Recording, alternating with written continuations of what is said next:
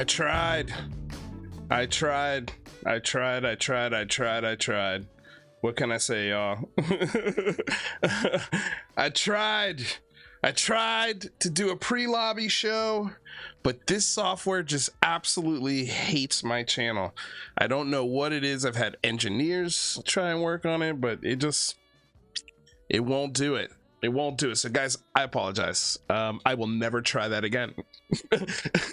I'll never try it again. I just can't. Oh, it's so frustrating.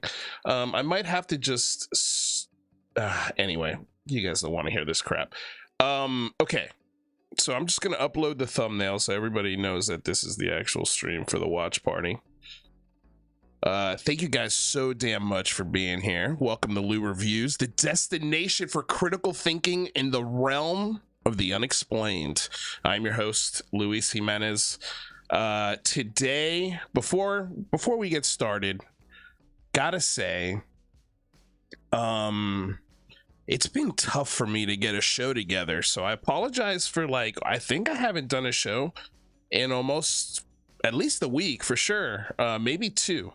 There have been things I've wanted to talk about, but honestly, I've found it very difficult to muster up the energy to do some of these things because in a lot of cases it doesn't feel like it's working. There's a lot of zealots and a lot of crazy people out there, and they're just it's just a nasty subculture, man. It's a really nasty subculture, and it's gotten to a point where I almost don't care about it anymore.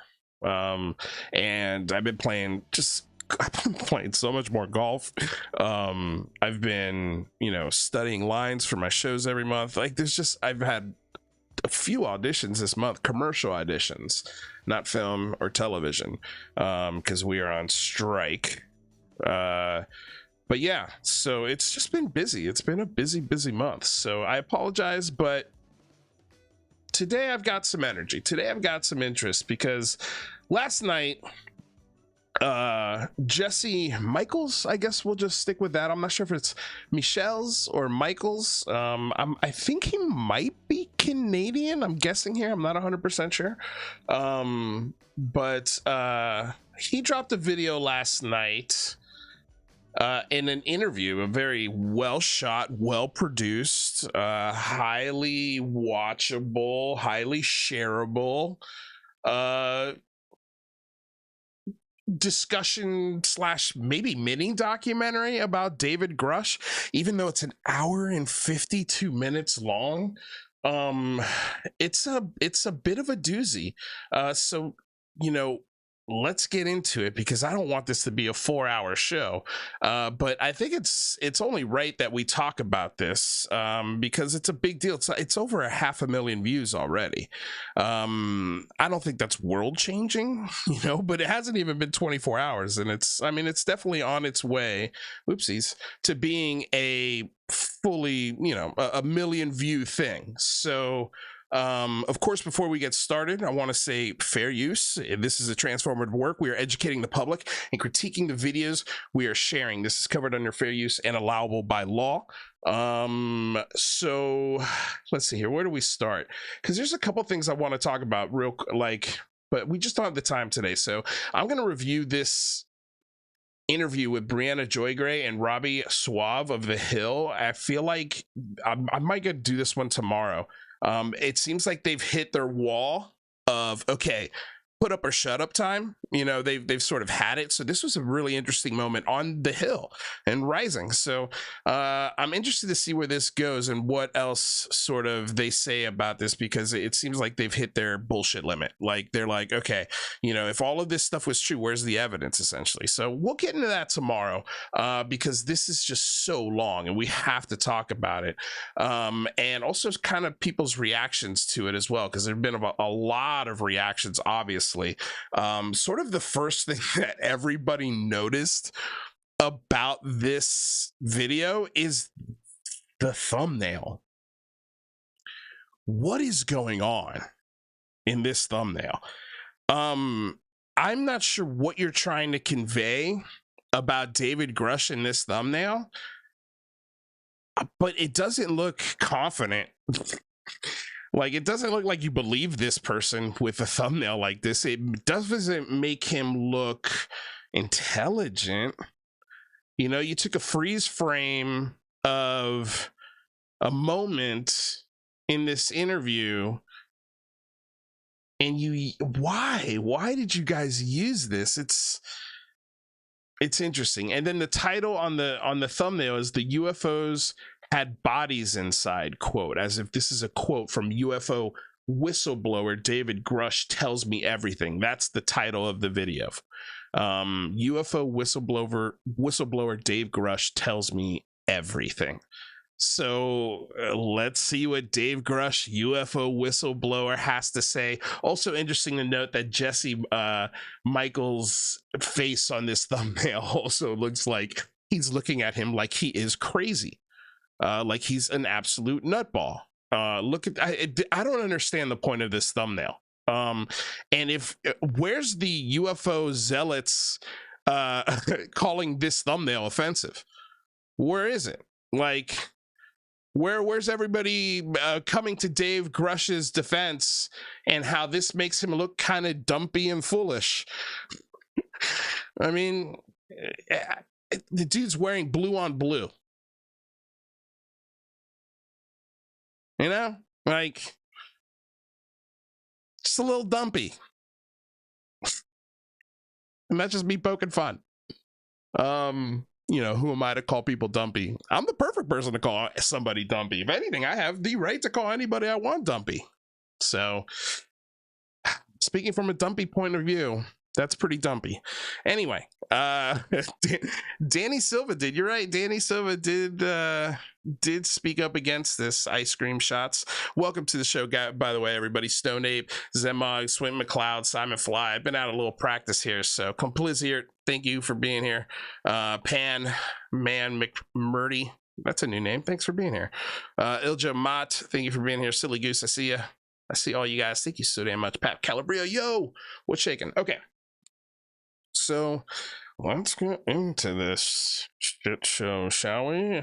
559,000 views. Oh, let me turn the volume up. Hello. Here we go. You know what? Let's just back up. Start from the top here. 3 men who previously served in the military are set to speak publicly about what they saw in the sky and heard behind closed doors. All right, one more. Guy in the white. Here we go. They have let in 15 people from the public. There is David Grusch, who's a former intelligence official. He has knowledge of a covert government program to recover crashed alien spacecraft. Do you solemnly swear or affirm that the testimony you are about to give is the truth, the whole truth, and nothing but the truth? So help you God. Wow. Some dramatic music. That is David Grusch, a former Afghanistan combat veteran and 14-year high-ranking intelligence officer. Hey, nice to meet you. Hey, you travel light, man. In 2019, he was tasked by the Pentagon to investigate UFOs as part of the unidentified. All right, so there's going to be moments here where I have to stop it, right? Because I don't want to totally just play this. This is a watch party. We're watching this together. So that was a pretty light bag he had. Anomalous Phenomena Task Force. I had no interest in, UFOs or whatever, but I thought it'd be kind of an interesting thing to see what was going on. During his investigation, Grusch started to uncover a program that was being systematically hidden from him, the American public, and our elected representatives. We're done with the cover-up, and we're going to get to the bottom. Okay. Yeah, already I hate it. Oh, man. Yeah, this is going to be hard to get through, man. We might not make it. We might not make it. I mean, already at this statement.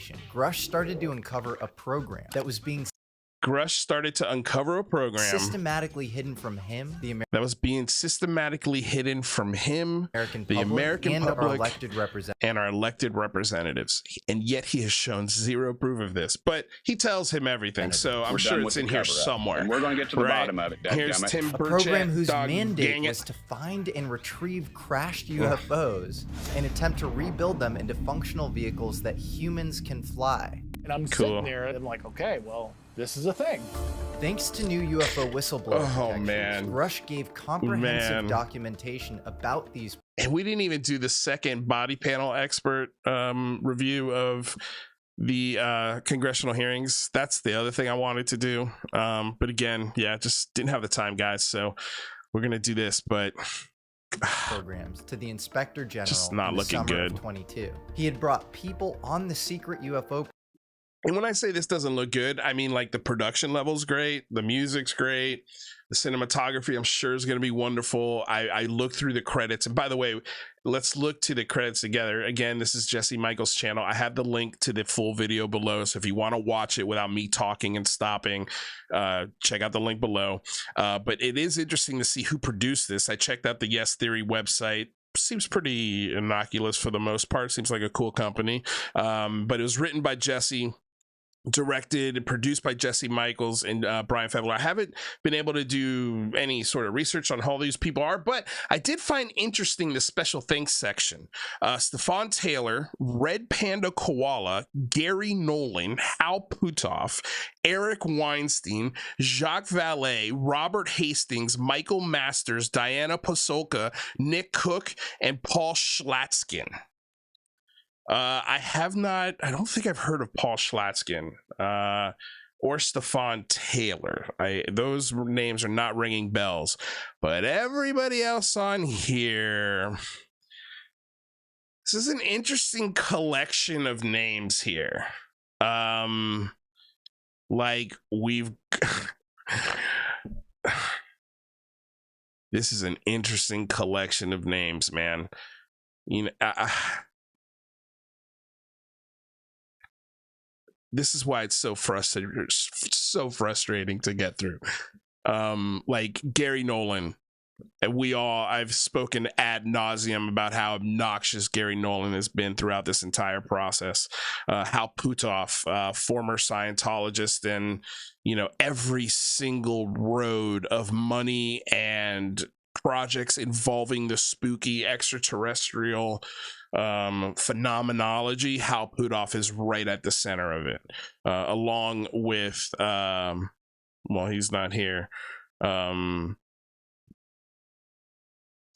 Eric Davis.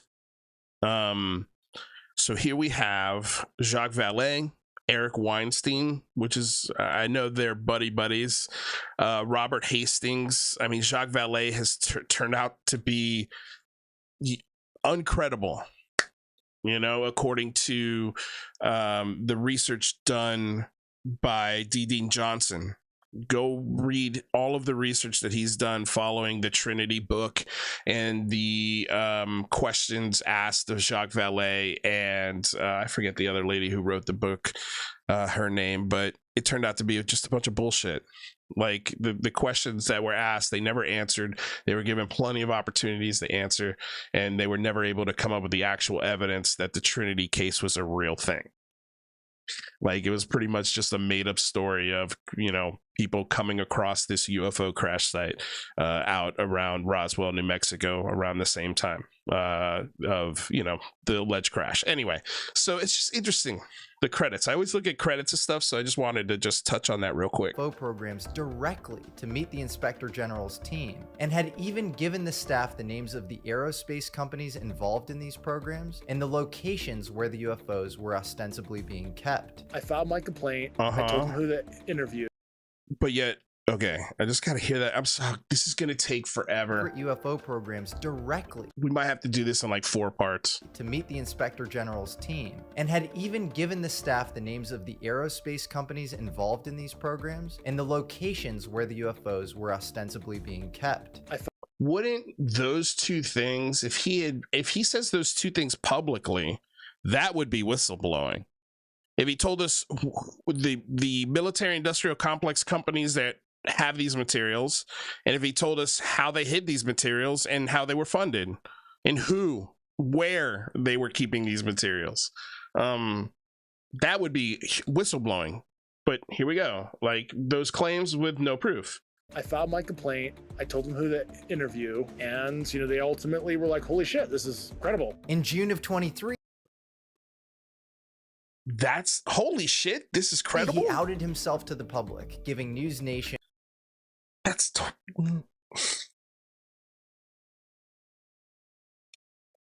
That's like not what happened. And the debrief, but okay. exclusive interviews. Do we have bodies? Do we have species? Naturally, when you recover something that's either landed or crashed, sometimes you encounter. Did he say the debrief exclusive videos?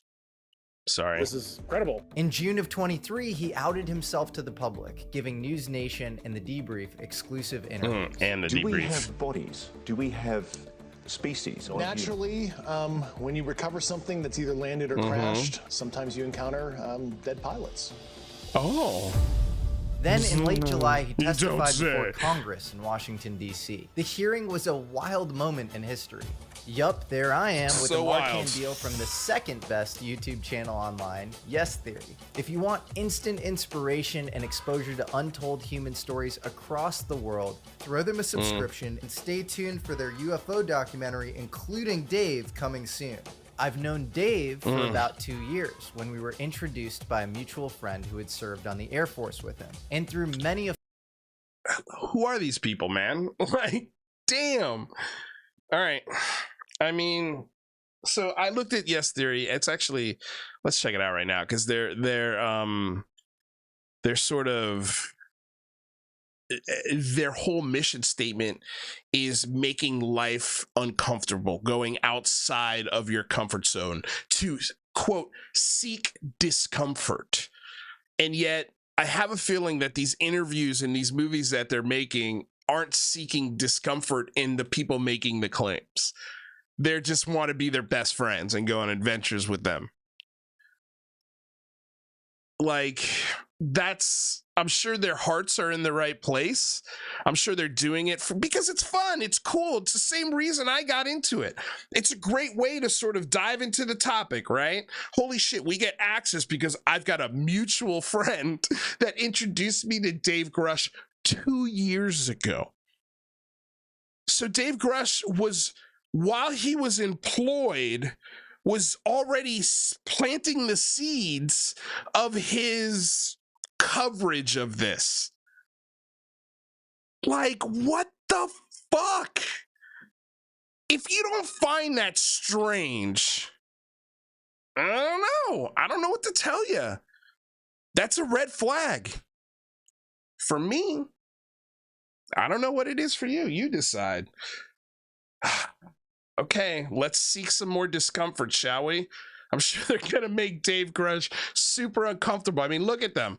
Look at how happy they are. They're just little buddies. They're like best buds. They've known each other for 2 years. There's no way this guy would lie to me.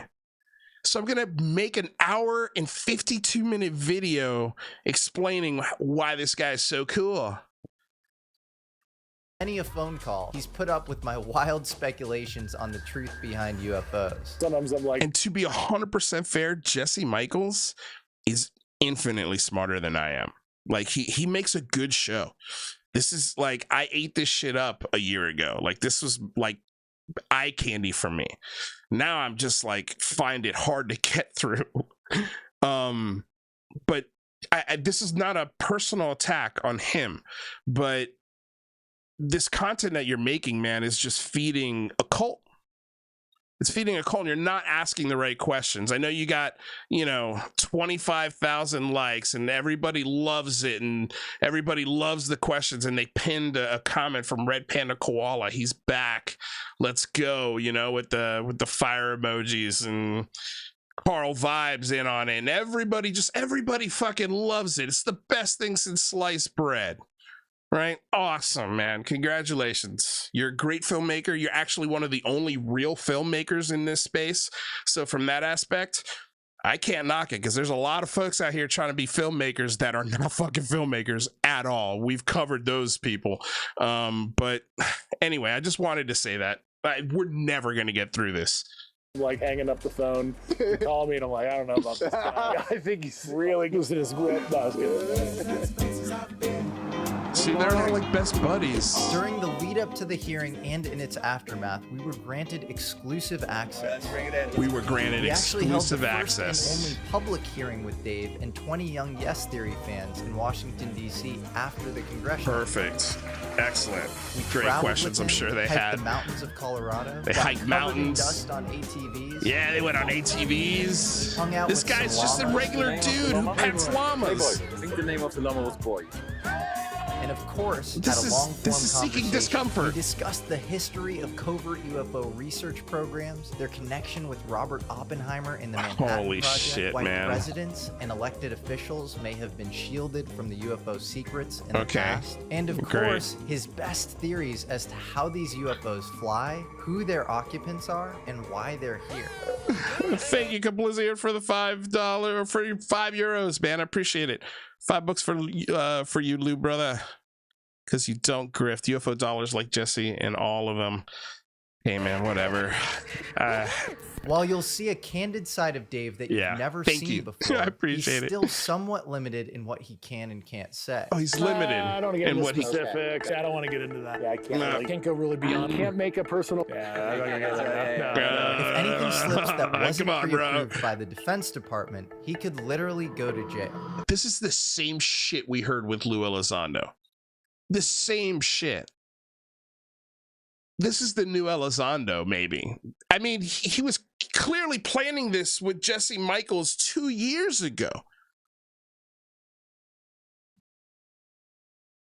I can't get the specifics. Rabble. What? You want facts? No, can't have it. Can't have the facts. Sorry. Sorry. I'm a whistleblower. What a douche. But there's a lot of pretty insane new stuff he does say. Manhattan Project. They were kind of the first blue book. Do you think Bob Lazar... Manhattan Project was the first blue book. This is all shit that is out in the public arena that he's just regurgitating from his gurus, the Hal Puthoff and Eric Davis and the Gary Nolan, the guys that are in the thank yous of this video. Lazar is full of shit. Have we made any agreements with any of the aliens? Do you have a sense of, the species?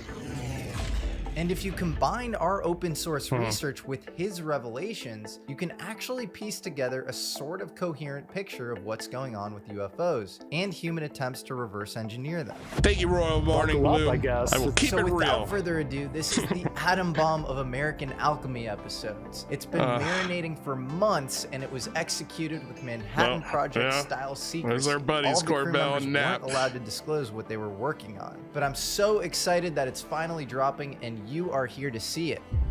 So get your radiation goggles on, hit subscribe, and brace yourselves for a brain dump of everything you've ever wanted to know about UFOs from today's American alchemist, David Grusch. Oh my God. Holy shit, man. This guy's here to usher in the same history of ufology we've already had for 10 decades almost. He's just rehashing bullshit. Here we go. This is wonderful. Oh man. It is. Simon Fly says this whole video is just a PR exercise for Grusch for future alien convention bookings, History Channel appearances, and books. Grusch out here trying to get a card in the deck of dragons. Crazy day. Oh man, what a What joke. happened yesterday? I didn't read the news. My name is David Charles Grusch. Dude, I was tell an me. intelligence officer for 14 years. I was my agency's co-lead in unidentified anomalous phenomena and transmedium object analysis, as well as reporting to the UAP task force, UAPTF, and eventually, once it was established, the All-Domain Anomaly Resolution Office, ARROW. Why were you placed on the UAPTF? And the UAPTF, for the people that don't know, is Unidentified Anomalous Phenomena Task Force. The UAP task force director. That Alex Dietrich's husband also was on. Yay! A task force that Gary Nolan definitely advised. Yay! And Hal Puthoff. Ooh, boy. Ooh wee. This is so credible. Unreal. Funneled a request through the ops center, like, we forgot about Travis Taylor. hey, is there any intel officer for your agency would be willing to be a representative on the task force to kind of fill that void with expertise from NRO and the Air Force? And my boss got the email, he forwarded it to me, and he's like, do you want to do this? And I thought, well, I'm a reservist. Yeah. I can put it on my performance report that I worked on like a task force. Yeah. I thought it'd be kind of an interesting thing to see what was going on. When did you start to realize? Didn't know anything about it, even though I was talking to you around the same exact time I was on the thing. It's, oh man, dude, this guy, he's so full of shit. I'm just gonna say it.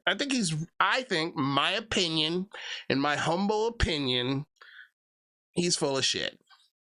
Realize that you weren't just kind of looking at, anomalous phenomena and trying to classify it in the air, but you were being sort of systematically lied to about an internal reverse engineering program within the government. Yeah, I mean, certainly going into it, I thought it was going to be, air trash, some prosaic natural phenomenon. I remember starting interviewing some military members that saw some really profound stuff, like, large, triangular craft, football field size. Football, always a football field size. Whoa. And these people are very serious, very upset to actually divulge that, a personal thing. It's nothing classified. It was a personal observation they had on the drive to work. Yeah. And then not one thing led to another. Stories. I had, certain colleagues of mine that I've known for years approached me, closed the door in my office and was like, look, you need to know about some other stuff you guys are not, getting access to, Who came into your office and shut the door and told you about the classified stuff that you're not getting access to? Whistleblower? Who? Kind of led down this. Why do you think they talked? Why do you think they spoke to you? Yeah, I think a lot of these guys were, they've kept the secret for so many years. They knew me. They knew what I was looking into. We reported to the Deputy Secretary of Defense in Congress at the time with the UAP task force, and I think they wanted some change. At least that's what they espoused to me. Is why do you think they wanted change? They felt that they were kind of limited in bringing people in, the support they were getting. This sounds a lot like Christopher Mellon and Lou Elizondo. Sounds really similar to those two guys. Was harsh sometimes, and I guess they weren't really feeling the love anymore. What's the first moment where you saw irrefutable evidence that what you're dealing with is truth, is reality? Great question. I mean, there were certain military cases, we were analyzing that I just really couldn't explain in a prosaic fashion. What can you tell me about these craft? Why do you know it's exotic? Based on the very specific properties that I was briefed on, isotopic ratios that have to be engineered for it to be at those levels. And then, of course, read some, intel reports that were provided to me in that regard. And, I took that. Why did they edit that into this part? I feel like it's because his question is so rambly and stupid that they had to literally cut to another interview where he was more specific about nothing. Isotopic ratios, Bob Lazar here, a little blue book here, a little football-sized craft here, little UFO tropes here and there. I mean, look at my resume. Look at these medals I got in a box. It's like, dude, he's not your buddy, man. Like, this should be, he's your buddy for 2 years, then you interview him kind of thing. Like, that seems like you're going into this with a huge bias, which is going to affect the editing and the style it's shot in. But I just do find it very interesting that you guys had to cut back to this because this answer was so stupid. Truth is reality. I mean, there were certain military cases, certain military cases, I just really couldn't explain in a prosaic fashion. Can you tell me about these crafts? Couldn't explain in a prosaic fashion. Cut to this. Based on the very couldn't explain prosaic fashion that I was briefed on, isotopic ratios that would have to be engineered for it to be at those levels. And then, of course, read some, intel reports that were provided to me in that regard. And, I took that and I went to the agencies that, wrote those reports and asked for access. And when they deny you access, then it's a thing. Yeah. So it's, and that's what happened to me time after time over a couple of years. So what, like, there wasn't a singular moment where you're like, just open the folder and you go, what the fuck is that? It was kind of like a slow burn. It was kind of like a slow burn as I was processing, being told what to say, to open and who to follow. And I don't know if there was a singular moment. I think it was. You don't know. You don't know if there was a singular moment to the biggest secret in the history of humanity.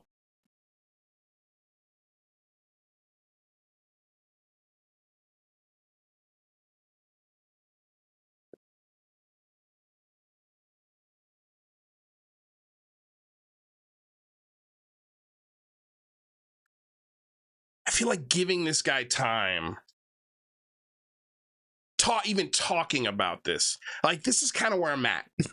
Even propagating this shit is not good for society. Like, I feel like I'm doing a disservice while at the same time kind of doing a service, but more of a disservice because it's essentially getting this guy's message out there on a different platform. It's so stupid. I can't think of a specific moment when it clicked in my brain that this is 100% real. Wow. Really trusted, high-level people we talked to, when they, stared us straight in the face very seriously and, confirmed a lot of this information. And the quality of people we talked to. And now we got to cut to a different part on a trail where they're hiking on another adventure to reiterate a point that he's not making in a different part of the adventure. I know editing this, and maybe that explains the thumbnail. Because if you wrote this, you definitely had a hand in editing it. And now I'm starting to see, as an editor myself, why maybe that thumbnail makes Dave Grusch look like a fucking dumbass. Like, that's just the thumbnail, man. And, Jesse Michels looking at him like, yeah, you're a dumbass. That's the thumbnail.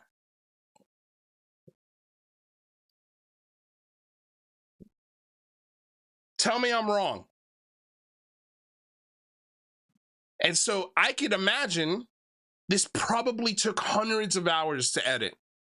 It's an hour and 52 minutes long. You saw behind the scenes a little bit how many people they have working on this. So it's got a budget.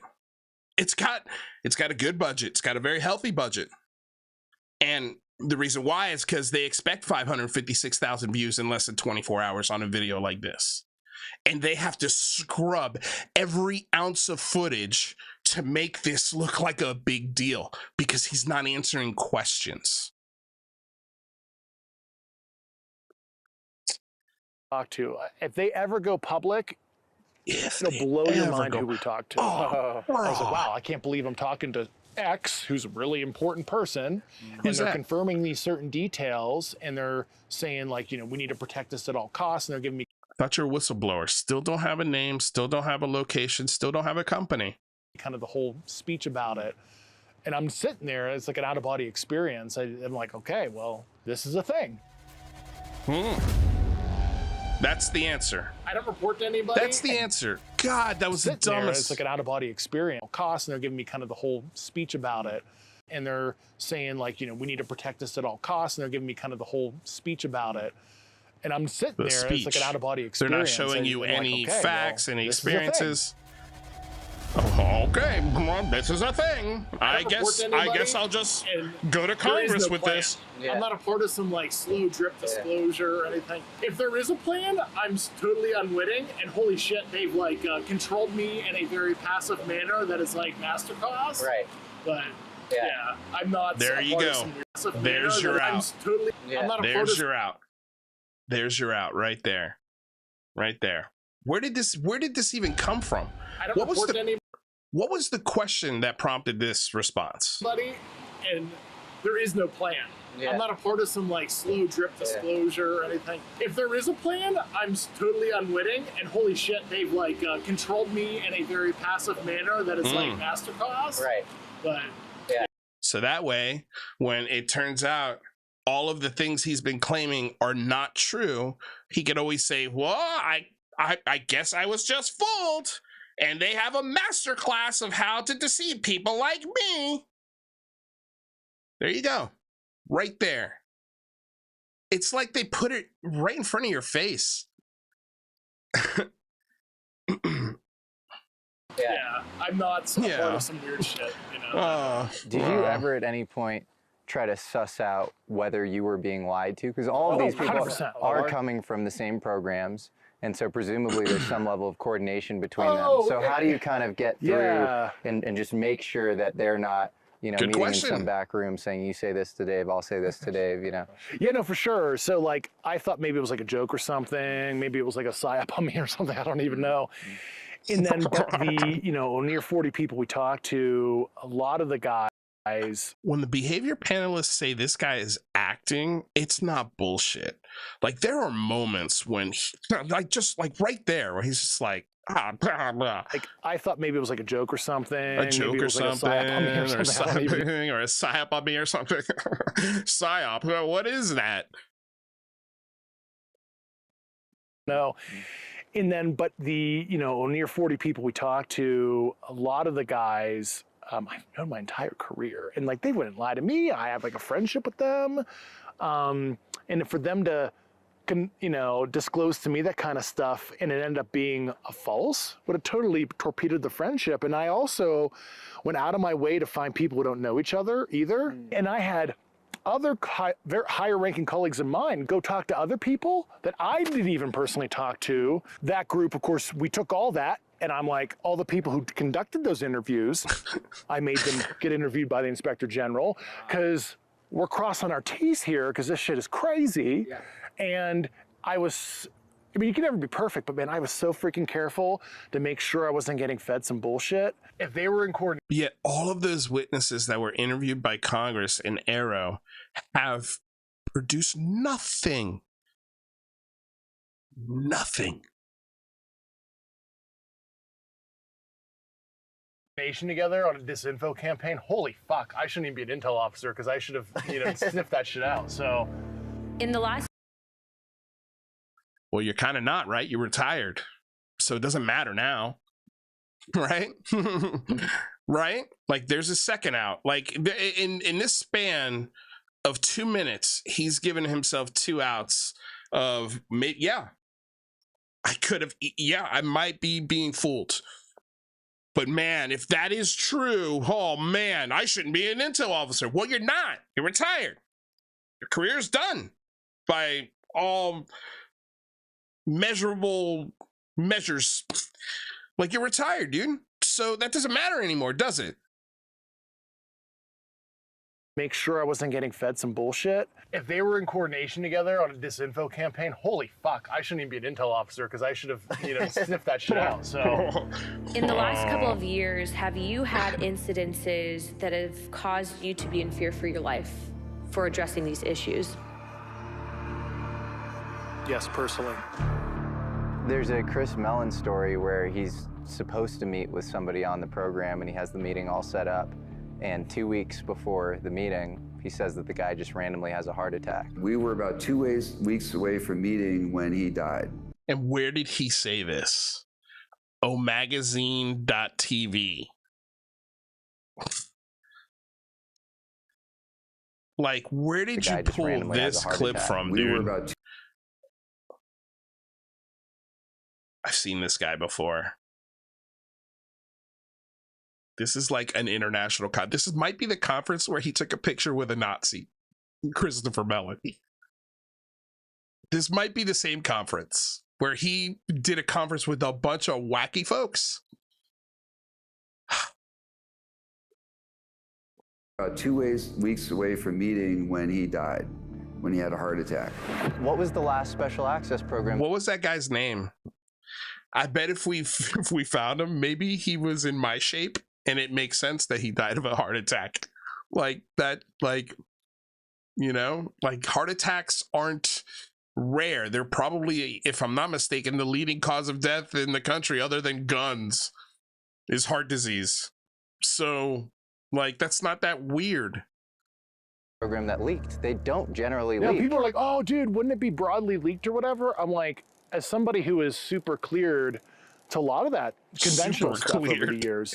I love these words he uses to describe his clearance. I was super cleared, bro. I had the top clearance. This program that's been hidden for 80 years, that should have at this point had hundreds of thousands of employees, none of them ever talked. I'm the first guy, other than Bob Lazar. Like, come on, dude. Stuff never leaks. Yeah. It doesn't come out. There are plenty. This shit leaks from the military all the time. All the time. That's how we found out about MK Ultra. That's how we found out about Watergate. That's how we found out about a lot of things. The Pentagon, the shit leaks all the time.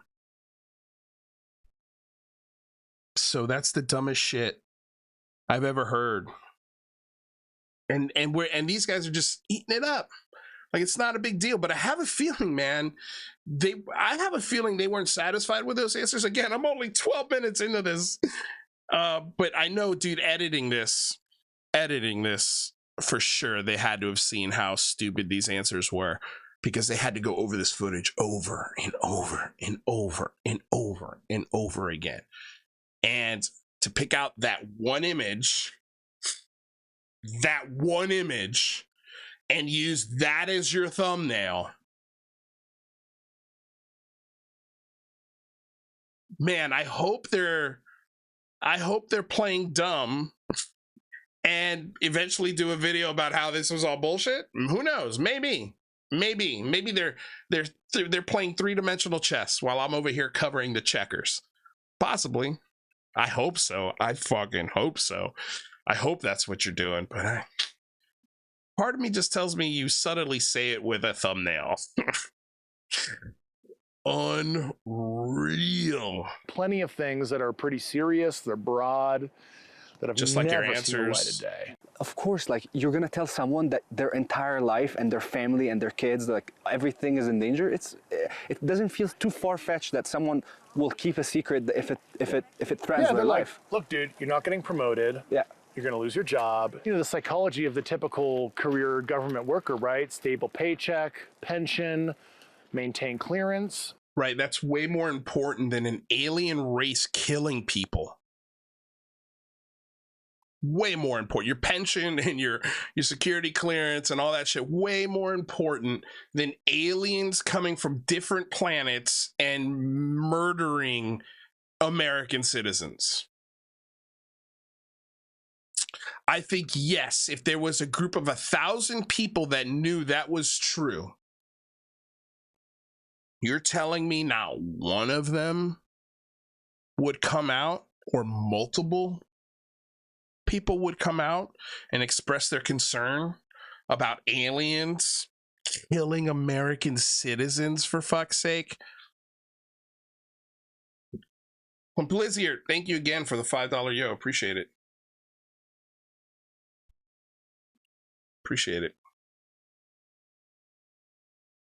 So if any of that's threatened, you know, they're going to capitulate in most cases, right? The threat. Hey, Lou, where are all the military UFO psyop leaks then? What are you talking about? I mean, President Obama signed legislation that makes psyops legal. Go look up the legislation. Psyops are a real thing. That it doesn't need to leak. That's a very well-known thing. Psyops. And if there's one actively happening right now, it would be kind of difficult to figure that out. And who knows? Maybe some things that have happened publicly have been sort of leaks to that theory or that line of thinking. So I don't know, man. I don't know. That's a pretty weird question. Threatening nature of some of their indoctrinations where they're like, this is treason. You're going to Leavenworth if you ever tell anybody not in the program. And oh, by the way, what's the penalty for treason? Oh, right, execution, right? And I was like, well, fuck it. I'll be the mouthpiece for you. I'll be the leader, I guess. And I will. You want to hear something really interesting? When Jesse Michels reported publicly to the world that the United States had recovered a flying saucer, and then 24 hours later retracted that and had to correct and take those pictures with the tinfoil, he got promoted. He got promoted after those events. Nobody demoted him. Nobody shunned him. Nobody threatened his family. I wonder why. I wonder why he got promoted. I'd love to see these examples of people who were killed because they were going to talk about this. I will shepherd you privately to the appropriate people that could be a recipient of your disclosure. You don't have to go public, but I'll do the thing. You'll do the thing. I mean, you know, it's not just me. Our hero. That, you know, our hero has come forward, really, because, I mean, Schumer, Rubio, all those guys are like, look, a bunch of freaking high-level officers came to us. 2 guys. And either they're crazy or the shit's real. Most of these people, at some point, or maybe even currently, have held very high clearances and high positions within our government. And then Schumer was compelled to write that. But who are they talking about? Because I have a feeling they're talking about Elizondo, Mellon, Graves, you. Like, all of those clips were taken before you became public, except for the Schumer legislation that really doesn't do anything, except give the president the authority to disclose or not, depending on what the information is. That big 64-page amendment that talks no shit, non-human tech, recoveries.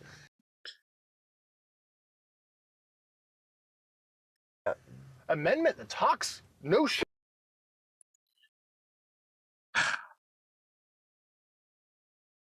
It also lists 15 other things before it lists that. Shit, non-human tech.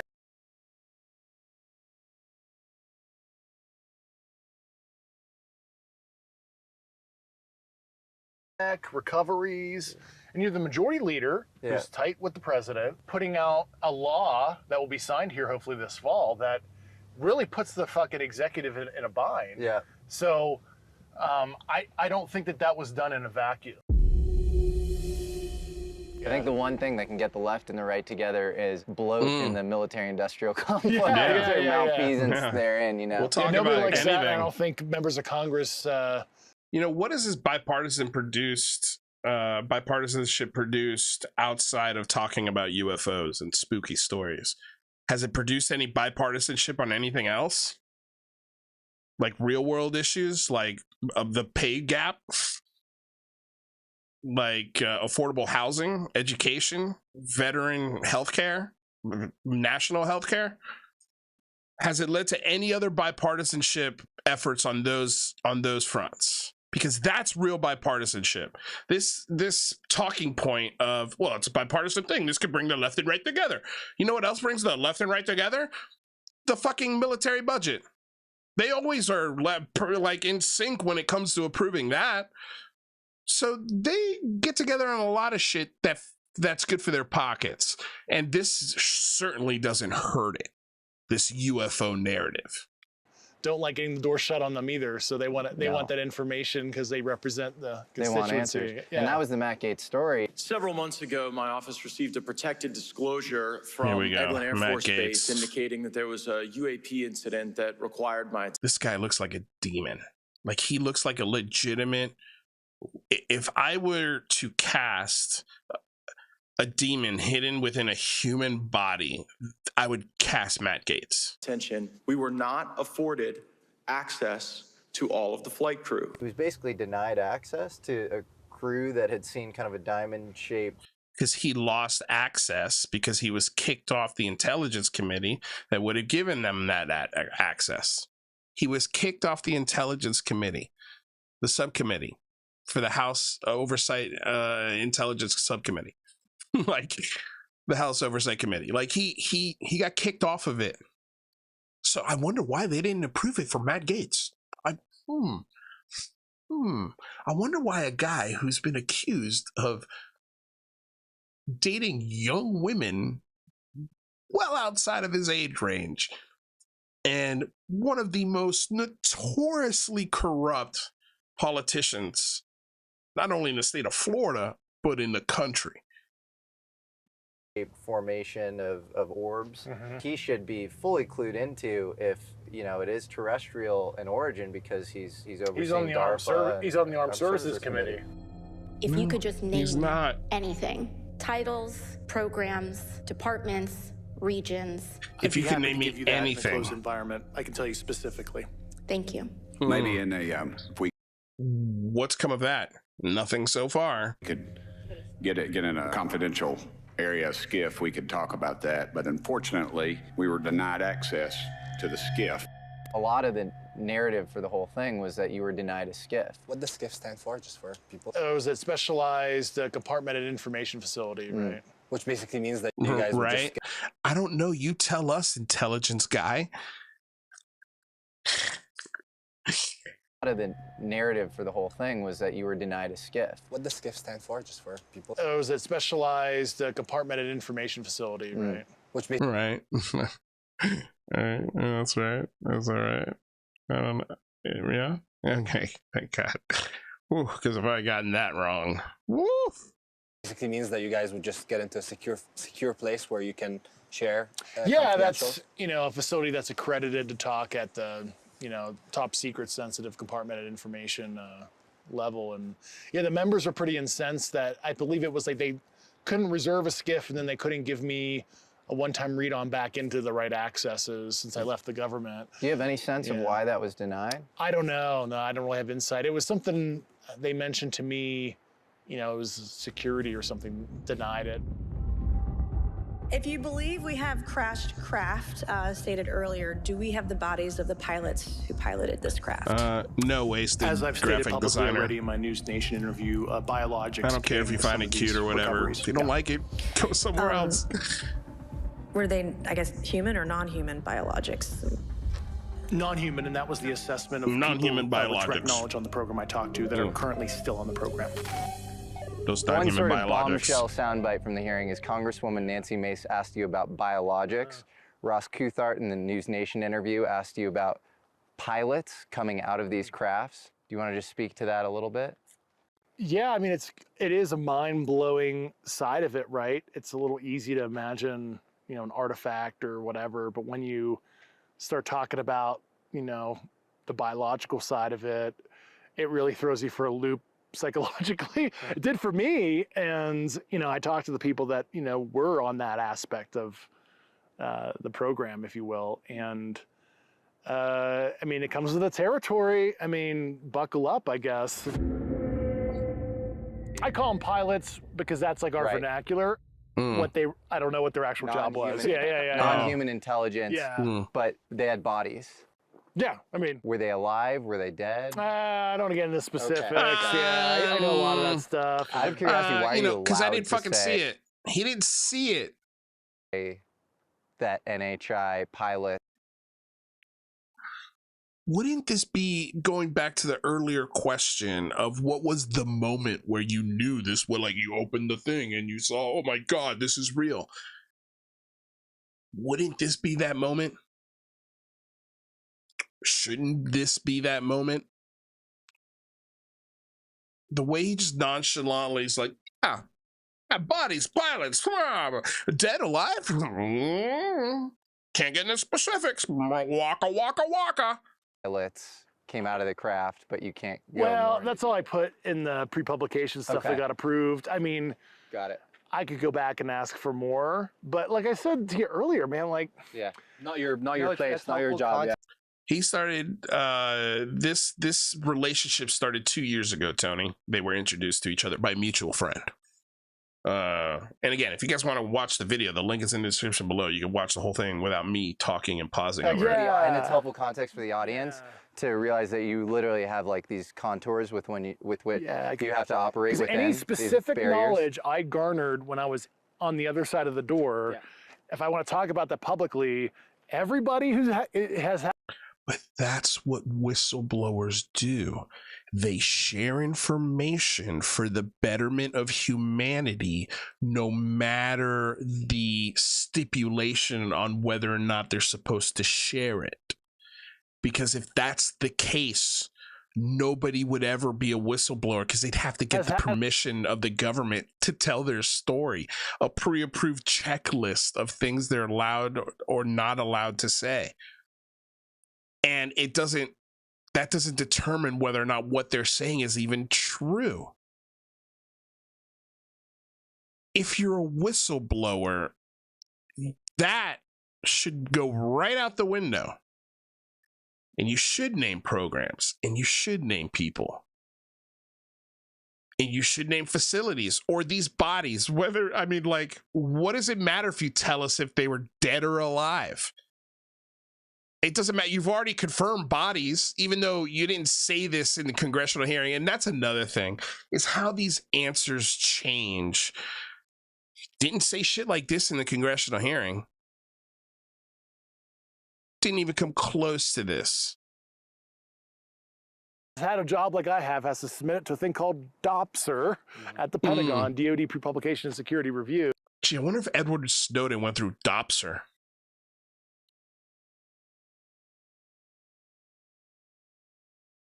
You know, even if it's about this stuff, like, I know it sounds insane, but like, you literally have to say, like, this is what I want to talk about. Why do you think they approved it? Catch-22, because so they'd have to self-identify and highlight their concerns to redact.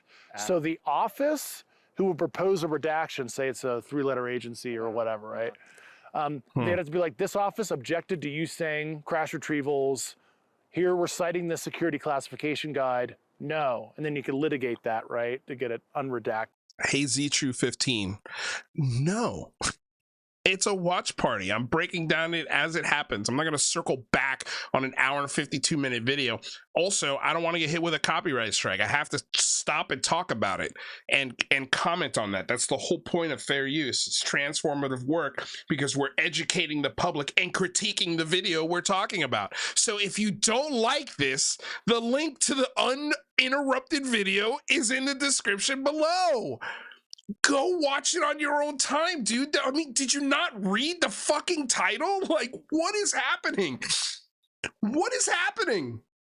Redacted if you think that's an inappropriate application of security. If it got redacted like that and it cited what organization and what security reason it is, I would just publish that. And then the public can make its own interpretation why, the U.S. government's withholding information about that kind of thing and wanted to sequester my speech. So it's a catch-22, honestly, for them. And damn if they do, damn if they don't. I just wanted to put enough out there, touch on all the most sensitive parts, like the biologic side and like things that really need to come out. Yeah.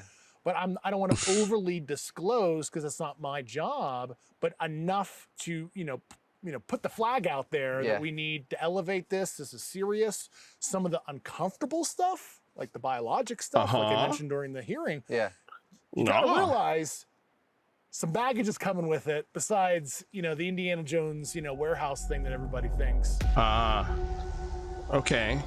Why do the politicians, why do the people who are higher up feel like they need to hide the evidence, or I'm just the root cause, why is this a topic that's so I mean, I can only know what the mindset was multiple decades ago, and anything in government, they're resistant to change. That's how he answers every question. We set it up. You remember trust in government was high back in the 40s post-war, and then also society was less secular, so there's they're worried about the religious ontological shocks as well. And they never really ontological shock. Here we go again. For what it's worth, and they just were like, "This is the way it's been, and we're gonna keep it that way." And this is such a safe space for him because all of these people asking questions at the Yes production company, right? The Yes Theory production company. None of these guys know the history as well as I do, as well as you guys watching this show do. They have no clue about any of this stuff. They have no clue about how David Grusch is connected to known hoaxsters.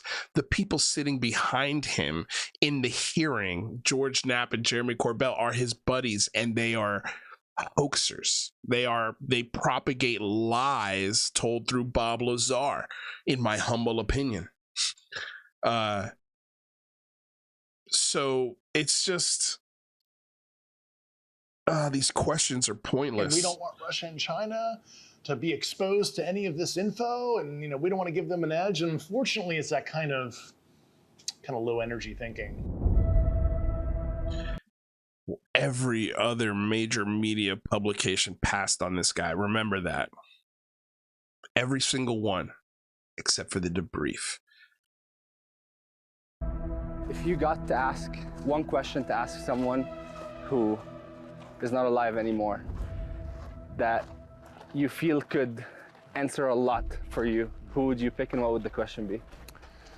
I would probably ask Sarbacher, Oppenheimer, and be like, what was your thought process in the 40s and 50s, squirreling this away? I mean, besides... Oppenheimer did not squirrel away UFOs.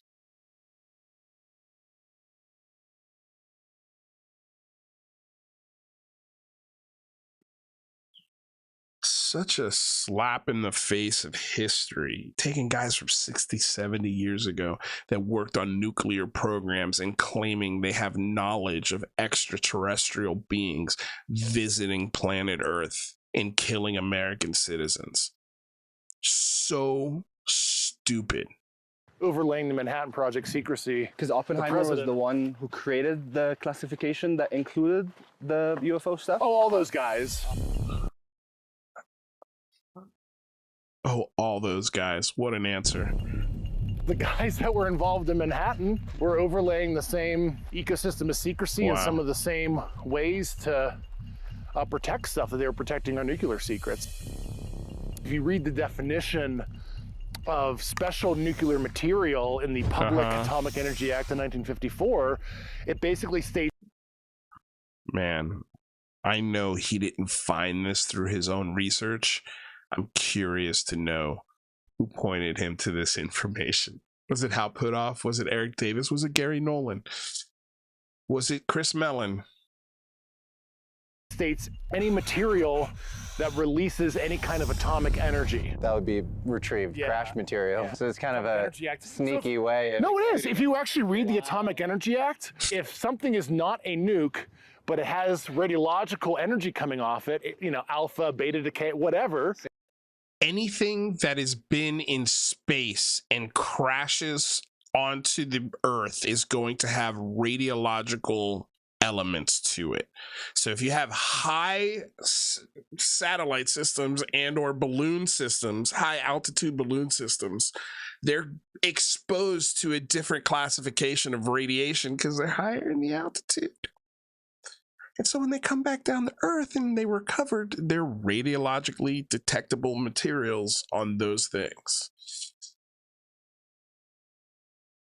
It's not sneaky, man. It's just, come on. It's so dumb. So dumb. Like, even after nuclear testing, there's radiological clouds that go through the geography and spread. So like, I mean, there's so many things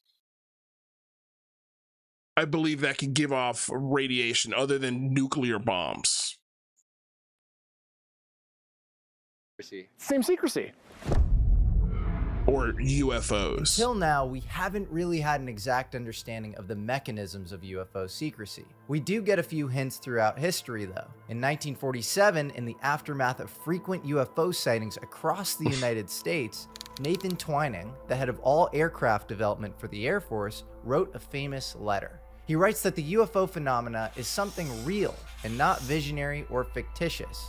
Everyone today focuses on this part of the now famous Twining memo, that top brass at the Air Force is conceding the reality of UFOs. But the far more interesting part of the letter is the postscript, where he writes about the possibility of American programs trying to build crafts with these capabilities. He writes that any developments in this country along the lines indicated would be extremely expensive, time-consuming, and at the considerable expense of current projects, and therefore, if directed, should be set up independently of existing projects. If you were the military-industrial complex and had to keep a top-secret UFO reverse engineering program fully shielded from elected civilian representatives moving for 80 in and out of government, which past programs might be your inspiration? The Manhattan Project. Manhattan Project, they were kind of the first. The Manhattan I mean, geez, man. Like, they had to build an entire city so leaks wouldn't happen, and they still happened. They had to build an entire city for all of the scientists and people involved with the Manhattan Project, and eventually that got out. Like, it's so silly. If you had a reverse engineered program on according to Ross Coulthart, on a crash craft so big it wasn't able to be moved, a whole facility had to be built around it. Not one person leaked this information other than Dave Grusch in 80 years. Come on, man. Come on. Blue Book, you know, they were getting UFO reports back in the day. There's some people I'm colleagues with that, like, their grandparents were actually, you know, the UFO report people on the Manhattan Project. And I remember being told that. I was like, really? Holy crap, that's crazy. You know, there's like a whole other side of the Manhattan Project. This is a wild revelation. Blue Book was the Air Force's official program tasked with investigating UFOs in the 50s and 60s, but it was basically a propaganda mouthpiece for the Air Force, explaining away and downplaying the phenomena for the public. Here, Dave is saying that there might have been a real, deeper program than Blue Book studying UFOs at the time, and it was probably very tied in with the Manhattan Project. Legendary French UFO researcher Jacques Vallée told me the exact same thing. Project Blue Book was the best they could do at the time because they felt they had a real project going on that was secret. The Manhattan Project would have custody of it, and then it would go into the Atomic Energy Commission, and then it would go into the Department of Energy, which has its own line of clearances. But where were these top secret UFO programs taking place? Well, the first hint we get might actually come from the quintessential UFO story, the Roswell crash in 1947. Here we go. As the story Roswell goes, again. In 1947, mysterious debris from a crash was retrieved by a rancher named Mac Roselle. After we're just collecting rehashing the same shit. We're not talking about anything new, and that's the problem with this stupid stating that a thing. Flying disc Is had been that retrieved it's just from a local ranch. constantly, But within 24 hours, the military announced rehashing that the the saucer same had bullshit. actually just been a weather balloon. Why aren't we talking about Cut to 1978. Lieutenant Colonel Jesse Michels said that this was the hearing all just versus a cover the questions story asked in to this, divert public attention away or from the truth answers given that the Roswell debris versus was extraterrestrial under oath tech, testimony which contained versus bizarre the Yes hieroglyphics Theory and malleable channel. memory metal. According to him, the materials were eventually taken to Wright-Patterson Air Force Base in Ohio. This actually makes sense. Wright-Pat was the place that the military would take enemy equipment in order to reverse engineer it. In fact, just a few years earlier, the base was used to successfully reverse engineer a German pulse jet engine. When prominent elected government representatives would ask what was going on at Wright-Patterson, they would get shut down. It didn't matter who they were, senators, presidential candidates, even presidents. If you didn't have a need to know, you were on. The President of the United States wanted to show up at Wright-Pat Air Force Base and take a tour. He could do it if he chose to. It's the same thing with Area 51. It's the same thing with Guantanamo Bay. Like, you can land that Air Force One on Guantanamo Bay and go take a tour for yourself, Mr. President, and see if that facility is worthy of closing. Like, this idea that the President of the United States can, if he if he chose to, could be forced out of seeing something is, I think, such malarkey. If the president wants to know the information, the president will get it. If he has to direct the people around him to take him to it, he'll get to it. It's so silly. We're on the outside. I called Curtis LeMay and I said, General, Barry Goldwater. I know we have a room. We're pulling up Jerry Goldwater clips from 1964. Where you put all this secret stuff. Could I go in there? I've never heard him get mad, but he got madder than hell at me. Boy, Cussed oh boy. me out, said, don't ever ask me that question.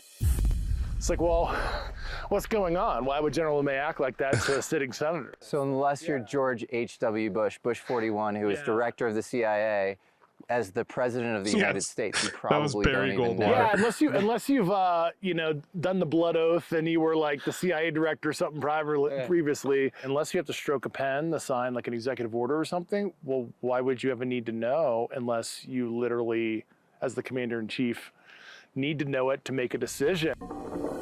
What else was housed at Wright-Patterson? Well, it would become a nuclear engineering Monster, test facility Bigfoot, and an anti-gravity research center. It also was the site for Blue Book, the anti-UFO psyop that the Air Force ran in the 50s and 60s. So when you're running a secret UFO program, you have people working on the UFOs, and then you have people working on throwing the public off the trail, and basically ensuring that they have no idea what you're doing. The official Air Force reply has long been that there is no cover-up, no cover-up, no cover-up, no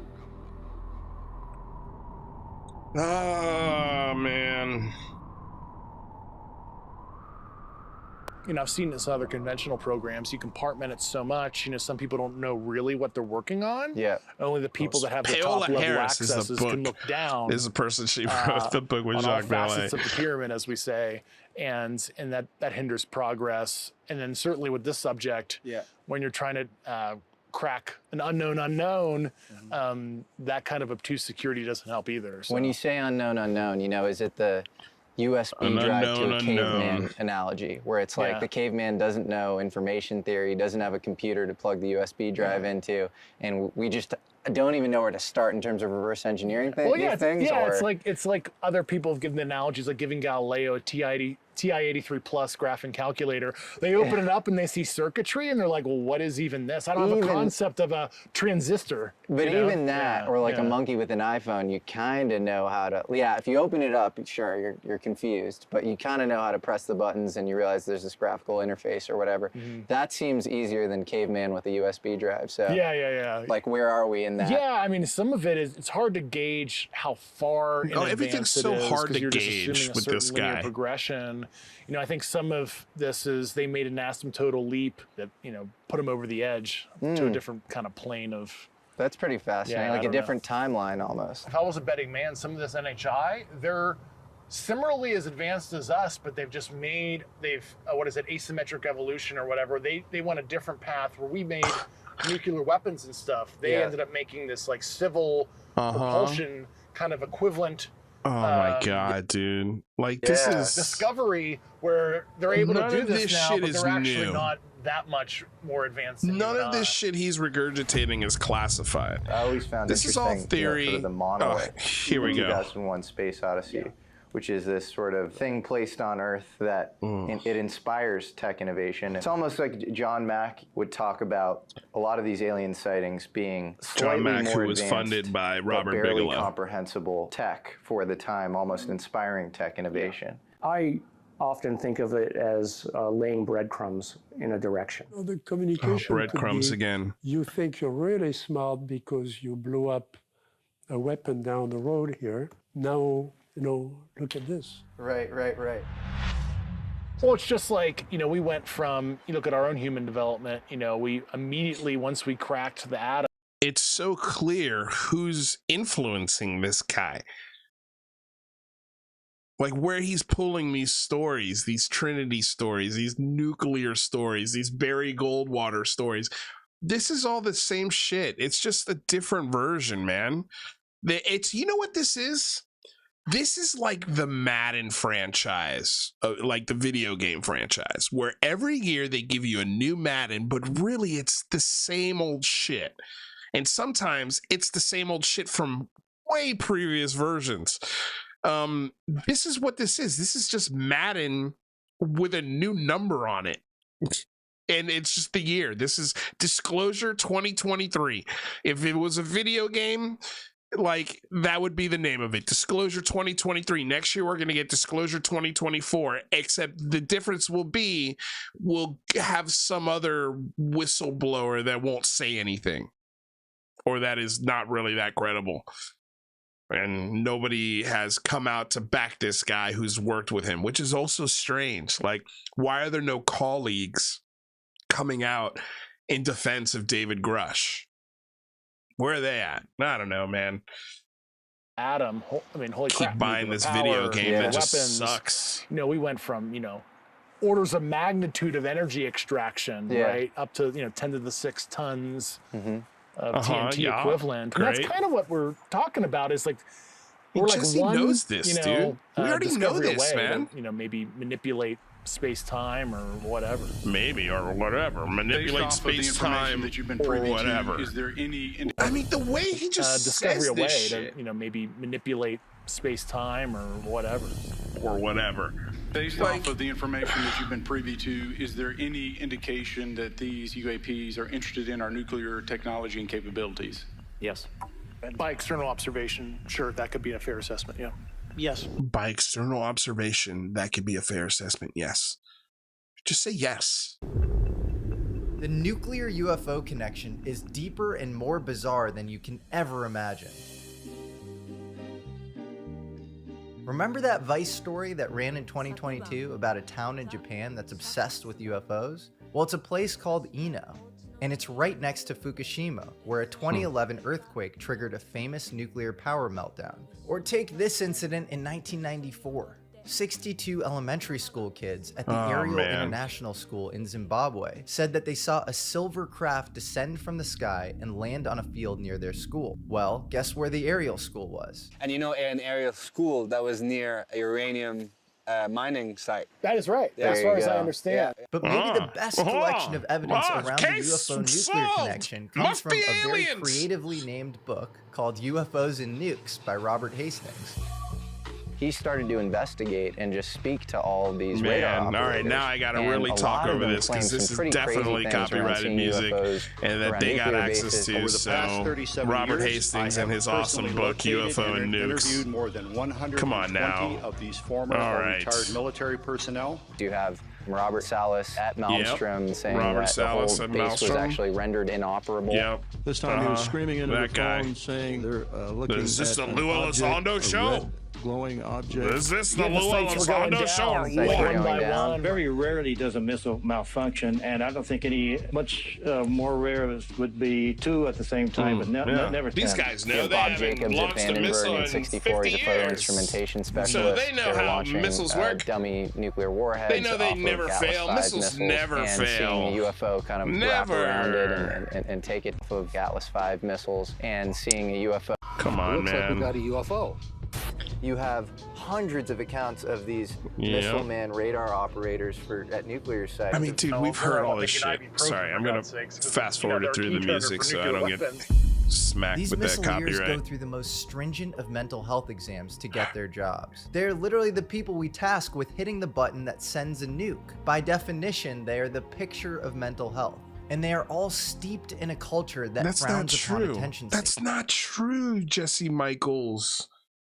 Man, there have been so many cases of military veterans that have gone through the stringent mental health checks that have lost their shit and killed people. People slip through those checks. It's not often.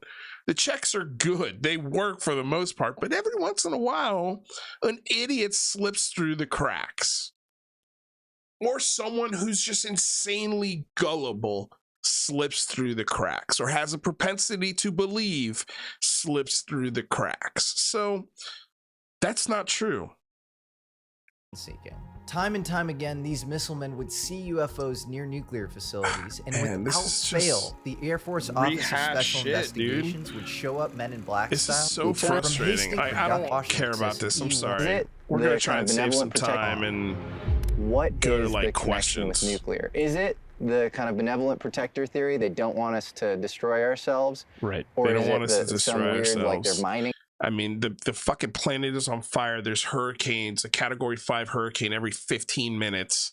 We're killing each other in the streets. We're polluting the planet to no end. There are so many other ways that we're killing ourselves in this hellscape that we've made Earth. And why aren't the aliens jumping in for that? It's just the nuclear weapons. It's the nukes. That's what caught their attention. Why would they worry about us detonating nukes? Why would they give a shit? Why would they care at all? So what? We're a war tribal species. We love to fight with each other. And now we're sort of wandering into space. I mean, like, we are at the very beginning of the metamorphosis into space travel. We are nothing if there is a higher intelligence that is watching our nuclear capabilities. They're not worried about those nukes as a threat to their existence. That's also not happening. So this idea that they're here to protect us from ourselves, from the nuclear destruction, it's so stupid. It's so dumb. So dumb. Mining us for something, and so they want to protect their resources? Or is it the power unlock thing where we could rip space-time and maybe be able to travel like they can travel? Yeah. And so, you know, nuclear power is the axis along which we're making progress towards that. Yeah. Yeah, I mean, it might be as simple as like it's an attractant, like a fly or a mosquito to a blue light, right? It could be something as simple as that. I mean, it's so hard because to put yourself in a different sentient shoes to understand intent and all that. I mean, could be probing, could be reconnaissance, could be just, you know, mere curiosity. But I thought you knew. I thought you knew. I mean, if they're killing Americans, like you've claimed in other interviews, isn't that some sort of intent?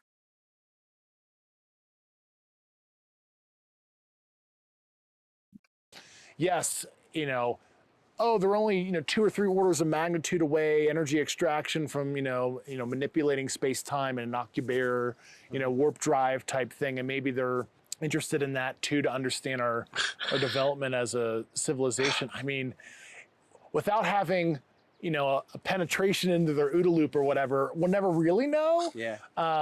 It could be all of the above. I mean, I just really love how he covers really all his bases with his bullshit answer.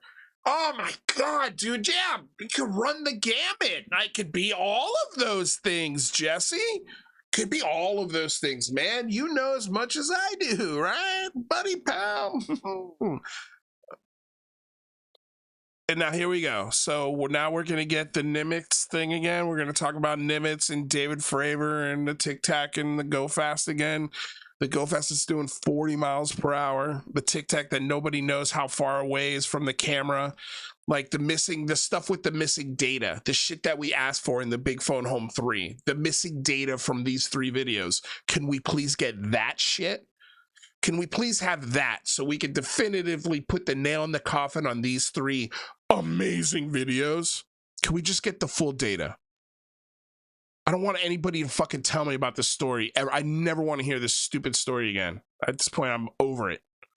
The controller told us that these objects had been observed for over 2 weeks, coming down from over 80,000 feet, of course, rapidly descending to 20,000 feet, hanging out for hours, and then going and straight no knock back against up. David Fravor, who's the most impressive part of the entire hearing, but like, it's just this cat and we don't have all of the information, and people, especially lawmakers, think he filmed it, and he didn't.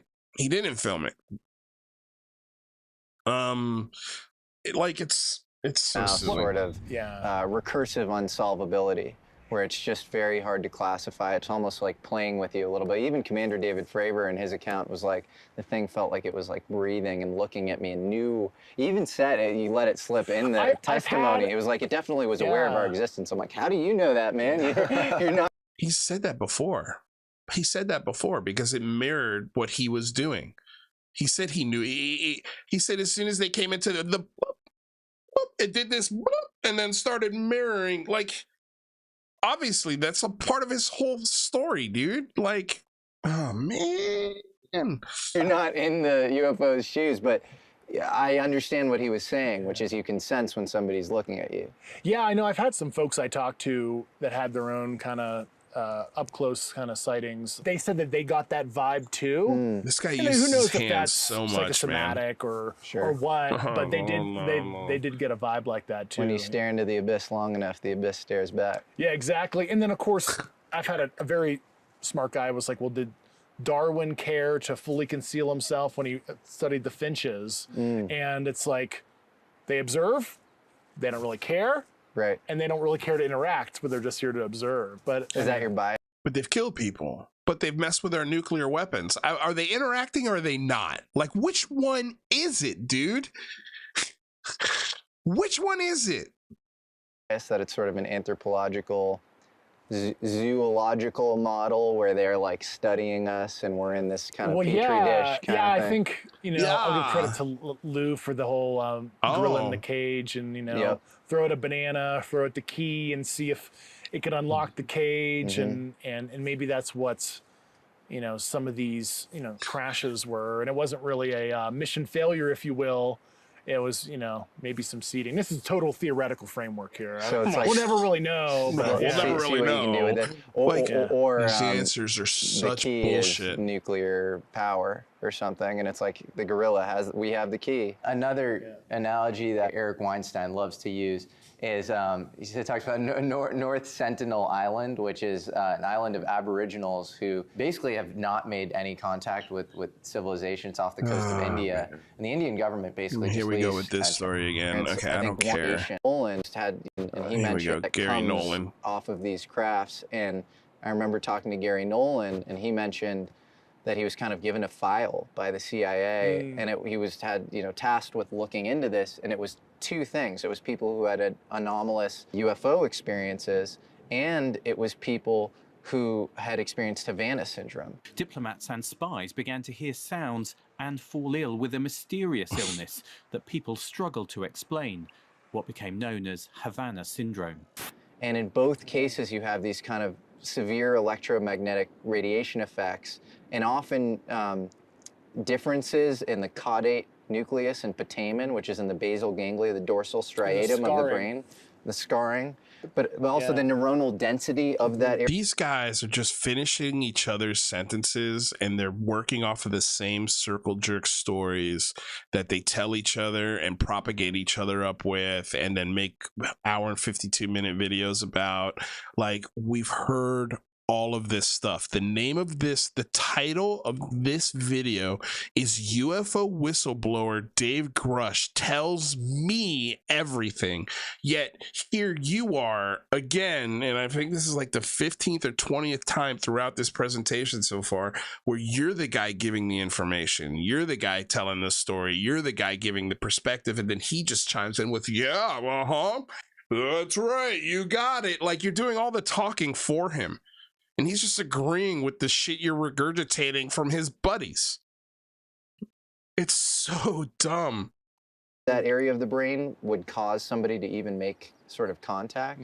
But do we have any theories on kind of the electromagnetic radiation component? Do we have any theories, Dave? If we were to look at it from like a relativistic perspective, well, that sounds like visible band light being blue shifted into the ultraviolet, and you're getting literally a sunburn.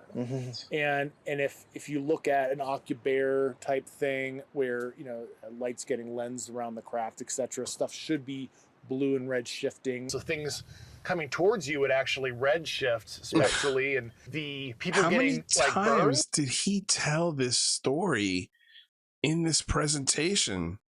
So he's telling the story in a van, which I'm presuming is either on its way or leaving the conference. I mean, no, he's in a polo, so he's not on his way to Capitol Hill dressed like that. We know what he wore, but it's just like, dude, like, coming towards you would actually red they're editing shift two different spectrally, moments to tell the same people story. getting, So like, clearly he burns, said it so more it's than ultra- once. It's like rehearsed. It's like he studied up on the UFO best hits You know, the UFO subculture classic hits. It's like one of those, 90s CDs that you saw sold at, 2:30 in the morning on cable television, when they're like, this 2 compact CD disc set could be yours for $19.99, 2 simple payments in $19.99, and you get all of the UFO greatest hits. Jacques Vallée, aerial school sighting, nuclear facilities being overrun by UFOs, abductions, aliens killing people, cattle mutilations, radiological burns. Oh, spooky, spooky, spooky. Like, it's like, order now and we'll send you 2 disc set with on CD and cassette, so that way you can listen to it in the car when you go to work. It's ultraviolet. That's like ionizing so radiation. So that would be light being blue shifted into the ultraviolet as it's lensed. What does that have to do with the brain waves and the oversized medulla oblongatas in the brain?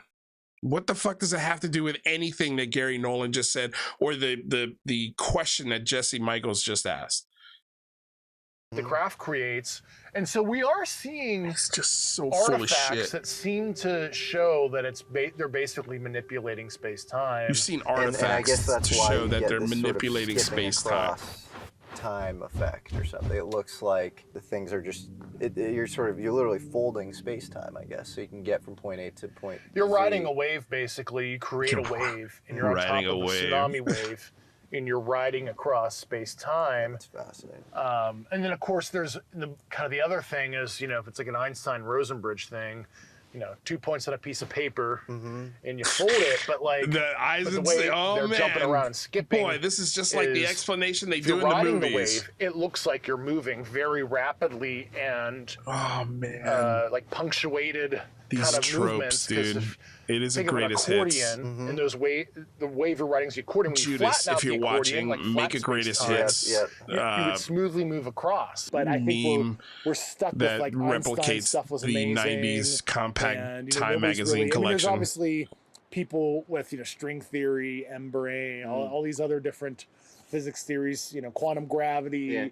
Other theories, my space-time got nuked on this live. Unified all the my space-time has been stretched out. It's thing, and I think sore and done with this with any bending or puncturing of anything. This story is absolutely run me smart people getting to into the ground. This sort of field that maybe you can detect black holes with strings, but generally it's just not that useful. Well, string theory, mathematically, I get it works out, right? But like most of the stuff you can't empirically. You have to have a very high IQ to understand Grusch. No, you do not.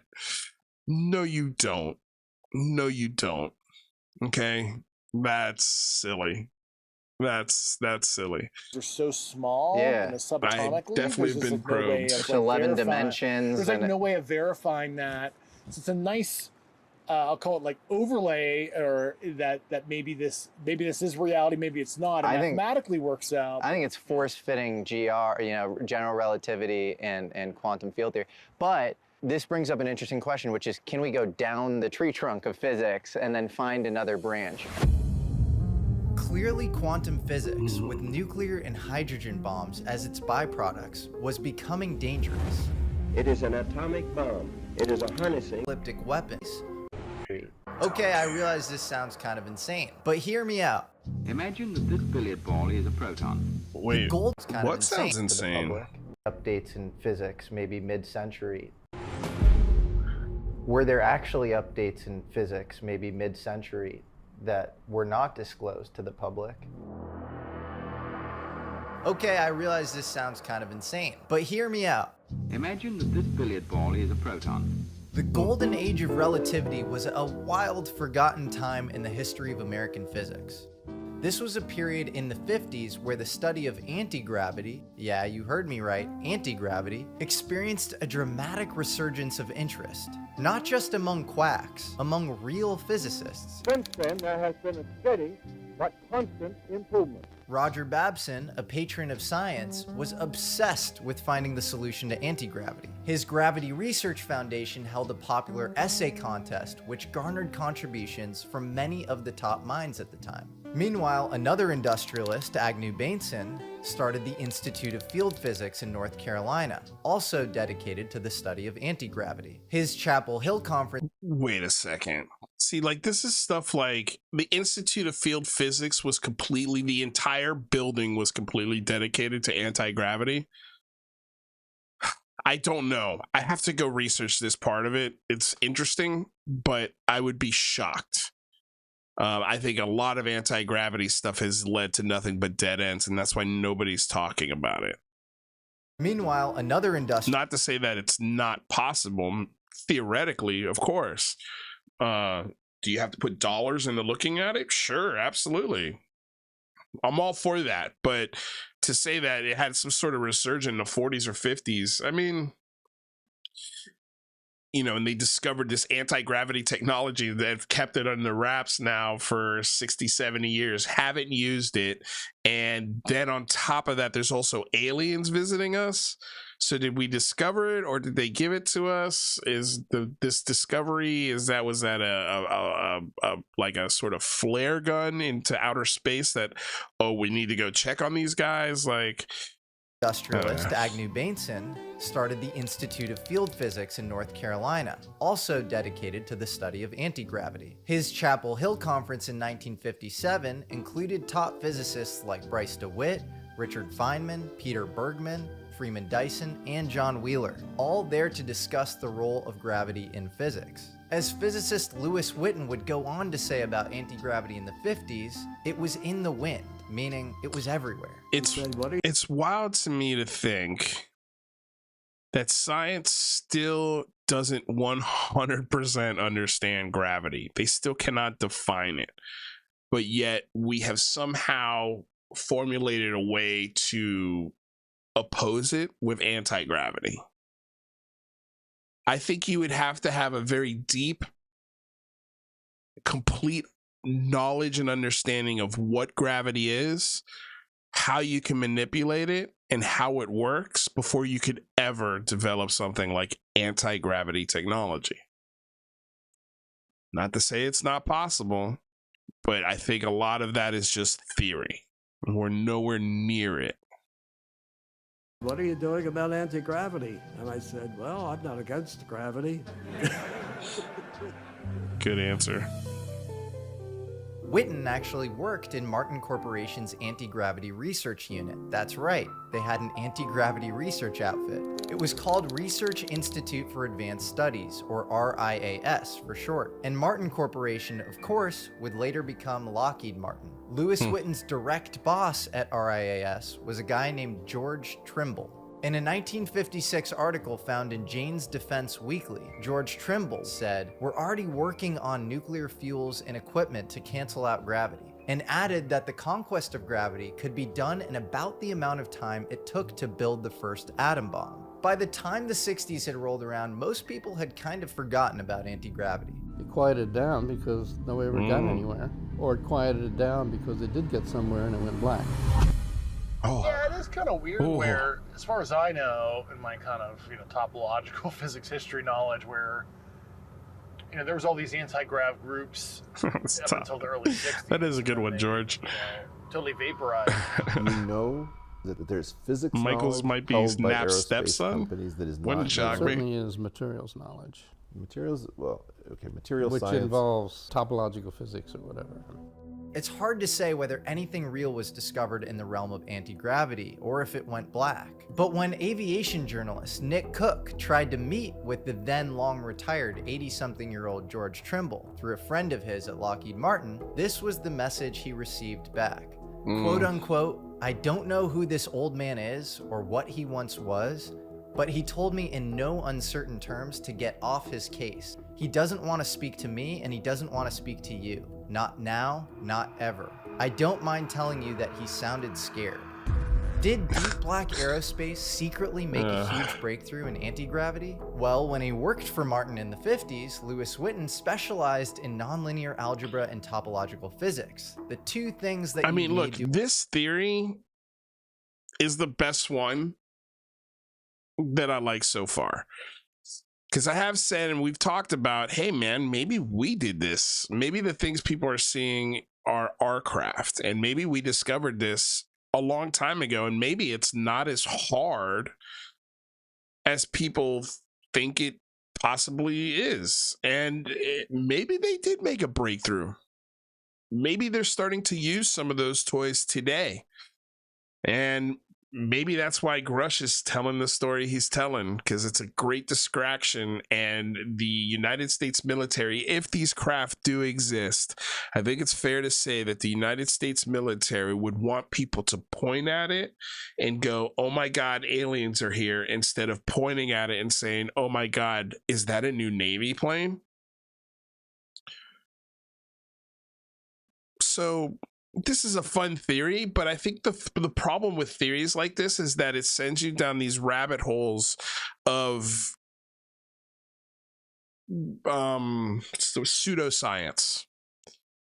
A whole bunch of people who have a relative understanding of physics and physics theories, and they dive into these rabbit holes thinking that they have a complete understanding and knowledge of how these machines and things work, and they don't, because none of them have been able to produce it. Need to investigate gravity and maybe how to beat it. He also did contract work on gravity for Wright-Patterson Air Force Base. The reason there was a laboratory at Wright Field was to find out what we were doing and to help us do it. And I got a contract from Wright Field to do it, to do gravity, which I did very happily.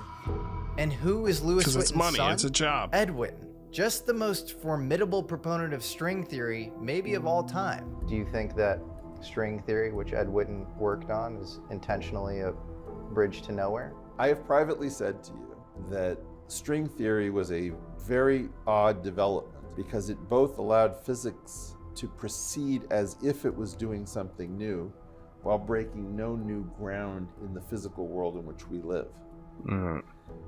I don't really know. If you were trying to stagnate the field, string theory is pretty brilliant. And remember that Chapel Hill conference that's thrown in 1957 by Agnew Bainson, who's obsessed with anti-gravity? Well, Lewis Whitten was there, and the conference helped establish quantum gravity, of which string theory is an offshoot. In an interview with the American Institute of Physics, when anti-gravity gets brought up, Lewis Whitten says, a guy named Townsend discovered that there was a type of bismuth that was repelled. See, this is how they wrap you in. This is how they get you in, with stories like this. A guy named Townsend discovered that there was a type of bismuth that was repelled instead of attracting. I can't remember all the people, but it was. It's just like, come on, man. There was a vice president of the Martin Company who brought that up. He said, I read about a guy in Indiana who says the rock of bismuth shows anti-gravity. And where have we heard about bismuth with possible anti-gravity properties before? That's Gary Nolan, Stanford microbiologist and Nobel nominee, who claims to have UFO crash parts with isotope ratios that don't occur naturally on Earth. One of his those isotope ratios that Dave Grusch mentioned earlier, it's all starting to make sense now. Pieces that we looked at together when I visited was magnesium bismuth.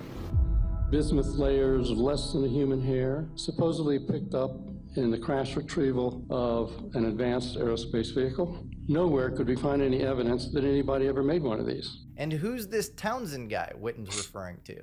Whitten had to have been talking about Townsend Brown, one of the country's leading anti-gravity researchers at the time.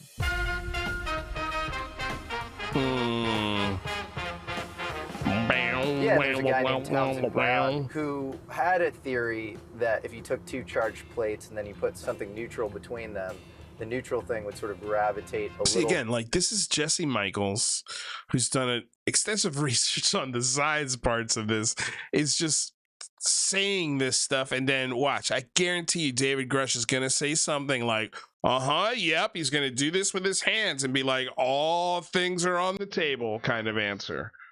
Let's see what happens. Towards the positively charged plate, and you could basically figure out anti-gravity. From the outside, Townsend Brown sort of looks like an amateurish mid-century physicist and failed inventor exploring the kooky world of anti-gravity, just to end up failing and creating the intellectual property behind the Ionic Breeze air purifier. I'm not joking.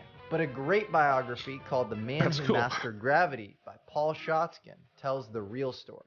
He parachuted behind enemy lines into Germany in 1944 and started looking into the German UFO reverse engineering program. That's crazy. OSS and MI6 super spies Bill Donovan and William Stevenson needed the Allies' preeminent anti-gravity scientists to investigate the notorious Foo Fighter phenomena. These were bizarre orbs that looked like intelligently controlled ball lightning popping up all over Germany in the early 40s and messing with Allied fighter pilots. Nobody ever wants to talk about this. Is literally the birth of aviation. It's the first time that a whole bunch of planes flew together in formation and dropped bombs on other things. Aviation, things seen in these atmospheres were really new to humans. So these stories of ball lightning and shooting at things, I think a lot of these things were just misidentifications and not understanding what kind of atmosphere or things that were going on in the atmosphere or things around them, or understanding the many things that we learned about flying in different atmospheres over the last now 100+ years of aviation. So just, keep that in mind. Again, these are all like stories that sounds so sexy and they're so intriguing, and there's parts of it are true. Like these are facts. That Eisenhower sent but that doesn't mean Doolittle to that we cracked anti-gravity and that we have alien bodies hiding within our military industrial complex. World War II. Curiously, Doolittle then went back to the United States just to found the Lindbergh Foundation, which researched novel aviation propulsion methods. So I wouldn't be totally surprised if Townsend Brown was tasked with the same thing with Foo Fighters. I mean, there's some other stuff too that I can't talk about that was way before that. I'll be done a little bit. Oh, shit. But what did Brown's work in anti-gravity have to do with UFOs? Well, his gravitator looked exactly like a flying saucer. He found that circular craft were better for that application than winged craft. And behind closed doors, Townsend Brown was obsessed with UFOs. He even created NICAP, the National Investigations Committee on Aerial Phenomena. When Townsend's daughter, Linda Brown, and his biographer requested the scientist's records from the Navy, they were at first very uncooperative, and then eventually they hinted that a lot of Brown's work was still classified. But why would Brown's work be classified if he was just a failed hack? The National Secrecy Act prevented scientists like T. Townsend Brown from commercializing or even publicizing any technology which could potentially be interpreted as having a military application. Well, we know from Schotzkin's biography that Brown actually had meetings with the highest level officials in American atomic programs. People like Edward Teller, the father of the hydrogen bomb, and General Curtis LeMay, both deep insiders when it came to atomic secrets. Like Townsend Brown's daughter the title Linda of this even video recalls is that he was UFO whistleblower Dave Grusch tells me driven by a everything. man that she would It eventually feels like come to Jesse know as Michels Robert is telling Sarbaugh. us everything and where have telling we us heard that why mysterious name this before? is all true. That's all this is, man. It's just like a commercial as why this is all true. Here's the history behind it, and check out this dude that I've known for 2 years who's my buddy. He's definitely not lying, bro. Sarbacher, somebody purportedly involved in the stand-up of the stuff that I uncovered, right? But if you look deeper, things get even weirder with Brown. In the naval records that we do have, it shows that Brown was suddenly terminated by the Navy in 1942 with no explanation, despite strong performance. 2 weeks later, he mysteriously pops up as an employee at Martin Corporation in Burbank, just 50 miles from where Skunk Works is founded a year later by legendary aeronautical engineer Kelly Johnson. Skunk Works was created to house Martin's most advanced secretive work, Over 80% of its current projects are still classified. Is it a coincidence that Townsend Brown joined Martin Corporation a year before its founding? And guess who else funded Brown? None other than Agnew Bainson, the same anti-gravity financier who helped send physics into a dead end by a guy who was interested in anti-gravity? Okay, Wow. Remember that. I want to look Spooky. that up. I've heard it in one of the documentaries, I believe. Because there was this golden age of relativity in the 50s, and then everything sort of went silent. And I think that's an interesting axis for you guys to look into. Okay, this is all interesting, but I know, right? We don't have a smoking gun that any of Brown's work actually got implemented by Deep Black Aerospace. Well, that's actually not true. We kind of do have evidence. In March of 1992, Aviation Week broke a story about the B-2 stealth bomber. It used an electrokinetic effect in its wings, producing a Byfield Brown effect. The B-2 surfs its own electrostatic wave, the negative cloud chasing the positive wing. This is an exact description of Townsend Brown's work, and the Byfield Brown effect is literally named after him. And the B-2 was built by the merged Northrop Grumman, whose major investor, Floyd Odlum, was the same guy that invested in Townsend Brown's company, Guidance Technologies, in the 60s. This I guess is not Townsend crazy, Brown man. isn't just the wacky fan guy anymore. Like, I think the atomic age birthed a lot of curiosity into gravity and anti-gravity, and a whole bunch of people with a whole bunch of money spent money on looking into it, and some of those looking into it led to new discoveries that were applicable to things like the stealth fighter. Like, it's not that crazy. And again, like, what does this have to do with David Grusch? Like, there's just like this parallel history. It's very like, this is supposed to be an interview of him. Is known publicly, paperclip, etc. But there's this like other side of it that a lot of it dealt with the UFO UAP issue in earnest. Operation Paperclip was a secret CIA program. God, I don't want to hear about Operation Paperclip. I don't want to hear about any of this history shit anymore. This is so, like, I'm sorry. I mean, we're only halfway through this, and I'm not doing another 2 hours. Like, I just can't. Like, this is just a history lesson about ufology. That's all this is, man. I mean, if you guys want me to do the second half, I could stop it here. You know, I'm gonna stop it here because I'm kind of sick of this, and I gotta go cook dinner for the ladies. So, yeah, this is just halfway through this, and it's a waste of time. There's no new information. There's nothing groundbreaking. There's nothing earth shattering. I think Mick West put it best. I mean, and again, there's this thumbnail. I mean, what is the deal with that thumbnail? But Mick West said, "This isn't a groundbreaking interview with David Grusch. It's a vehicle for Jesse Michels, the American alchemist, or Alchemy American, to rip off his personal valet-inspired theory of everything. Top secret time-traveling zookeeper gods in a simulation, using Grusch as a foil." And it's true. Like, that's exactly what this is.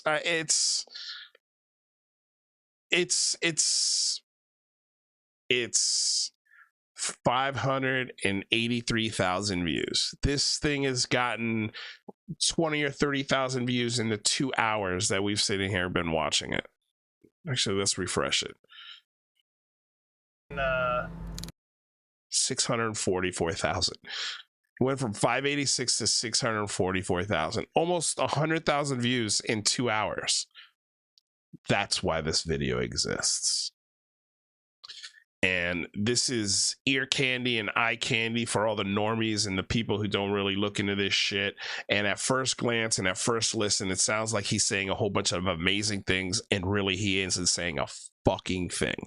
It's all empty words and hand gestures and, oh, it could be, and nothing's off the table kind of answers. Like, they're very vague. There's no specificity. There's no details. It's all just vague wackadoodle bullshit. And I just took that word from the chat from Chicago 420. So yeah, man, like, I think, you know what? I just got a message from Art Levine during this interview and just during this show. And Kimball Mortensen says, "Lou, can I interview you on UFO intros?" Absolutely. Without a doubt, send me a DM and I'll definitely give you an interview. We're gonna interview Art Levine. I'm gonna hit him back as soon as the show's over and set up an interview day, and we can go through a lot of stuff that's happened in the Art Levine articles and what he's been exposing and the people he's been exposing and the things that have happened since this article has come out, and yeah, so a lot of interesting things happening on that end. But yeah, I think I'm going to end this show here, guys. Sorry we didn't get through the whole video. Again, if you want to watch the rest of it, the link is in the description below. But yeah, not impressed. The production quality is very good. The music is obviously copyright. I mean, they've got a budget for this. They've got a budget, and it shows. And to be honest, like, I could be doing stuff like this today. I could be getting videos with 644,000 views and having exclusive interviews with folks like this. Like all of those things could still be happening if I just played ball and did what they told me to do. Because this is what they wanted. They wanted guys like Jesse Michels who are going to come in with their own theories, their own beliefs, and propagate the story they're trying to tell. I mean, that's what they wanted. That's what this whole 2-year podcast run was for, to see who's going to play ball, who's going to tell the story we want told, and who's not going to ask questions or rock the boat. Or as Lou put it, bring people onto his life raft as they're drilling holes in the hull. Like, he doesn't want hole drillers in his hull, but the truth is, if the ship wasn't built out of balsa wood, we wouldn't be able to drill holes in the hull. If it was a metal ship, tried and true and full of facts, there'd be no way to drill holes in the hull. So that's what they want. That's what they got. And that's what most people want anyway. Most people want the fantasy. Most people want to be sold the mystery of this stuff. And it shows. I mean, 644,000 views. Like, it shows. This is the shit that people want. And I'm just not interested in doing that. No matter how much money and clicks and attention it brings, I'd much rather lead people away from rabbit holes instead of kicking them into them. But anyway, this was a fun show. Sort of. I mean, even though it was kind of misery. It was misery. Like, watching half of this was pure misery. We're going to hopefully maybe do a show tomorrow. I want to cover the Hill conversation that they had. So that will definitely be on the docket. And I'm looking forward to covering that, because I like to see that actual journalists getting sick of the bullshit and getting sick of this story. And they're just at a point where they want facts. And yeah, they're not getting them. But anyway, you guys, I'm so happy that you are here embarking on this journey with me. Stay curious, stay skeptical, and thanks for watching Lou Reviews. My name's Lou Jimenez. Until next time, you guys, have a wonderful night. Thank you so much for the donations. Thank you everyone that was in the chat. If you enjoyed the show, like, share, subscribe. All of those things are insanely important for a channel's growth and health. And if you want to support the channel, there's a Patreon link in the description below. That goes a long way as well. So thank you all so damn much. Hopefully I'll be seeing you tomorrow. Until next time, peace out.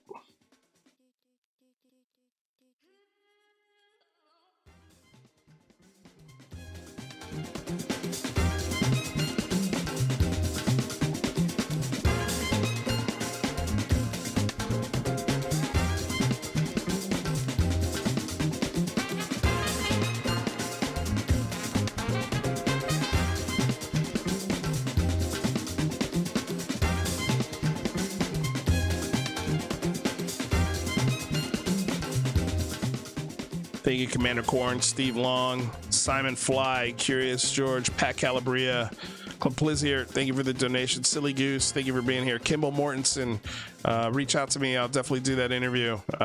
Stoned Ape, thank you so much for being here. Skinny Bob, thank you for being here. Preston Paget, thanks for being here, even though, yeah, you probably didn't like the show very much. Chicago 420, Thanks for the wackadoodle. Dana Shadell, thank you for being here. Falscarian. Yeah, anyway. thanks for stopping by. UFO Not, thank you for being here. You guys have a killer night.